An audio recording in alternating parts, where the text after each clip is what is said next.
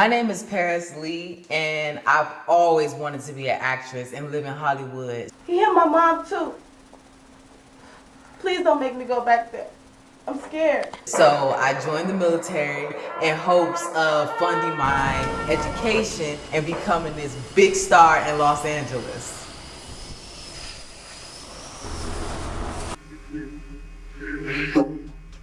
I'm on watch right now and forward up steering, and it's for 2 hours.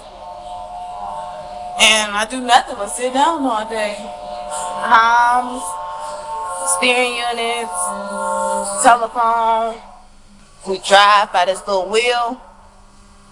Bridge, port out steering. Bridge, port out steering. Yes, and I listen. It was August 8th, 2013.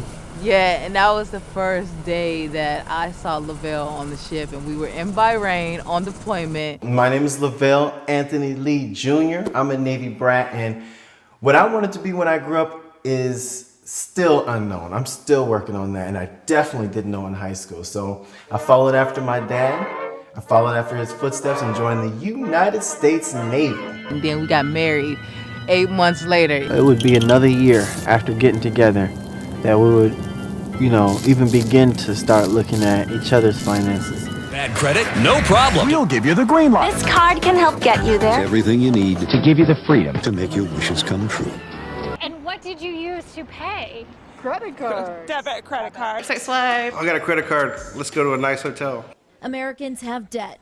A lot of debt. More than $3,000 for every single man, woman, and child in America, including babies. And that's just credit cards. Some of the financial challenges that impacted our marriage was our spending habits. We didn't really know what each other had in each other's bank account and how much we was really spending. So it really took a toll on my perspective of how I viewed Lovell financially. And some of the moments that really stood out to me in our financial journey was Lovell having these credit cards this one time, and I cut up all his credit cards because he was spending and I had no clue that he was spending. So that really stood out to me. On my perspective, the financial challenges was not having enough money to treat my wife how I wanted to treat her. I was, of course, you can make do a lot with a little bit of money, but being financially illiterate, such as myself, no excuses. Once you're an adult, it's your responsibility. But it was a challenge for me that I couldn't wine and dine my woman how I wanted to wine and dine her. And then she's always looking over my shoulder, trying to see what's in our account. So it took us a while to get that communication and get that financial situation under control. And I would like to say that it's not your fault that we went into debt or you spending. I also was spending a lot too because I enjoy buying you the finest watches that you enjoy wearing. So I was also part of the problem. Yeah, bag. All up for me.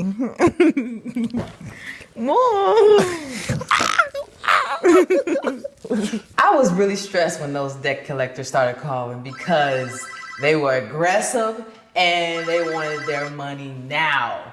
And I knew that I owed them their money, so it was only right for me to pay them.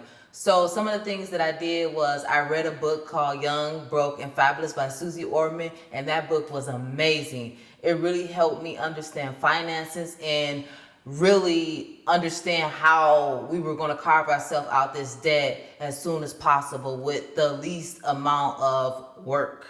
Absolutely, and when the debt collector started calling, we were chilling on the couch, watching a movie in La La Land, essentially living in the world of consumerism and materialism, and it finally caught up to us. So the turning point to realizing that we needed to do van life was 30 days before our lease was up. Our lease was coming due, and we was like, what are we gonna do? Are we gonna rent again, or are we gonna stay in this apartment?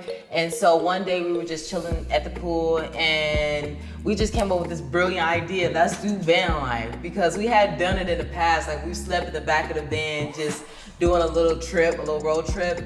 And so we was like, we can actually do this. And we didn't necessarily know if anybody was doing van life at the time. We just thought that, hey, we can live in a van and we can save some money. And so we decided to do van life.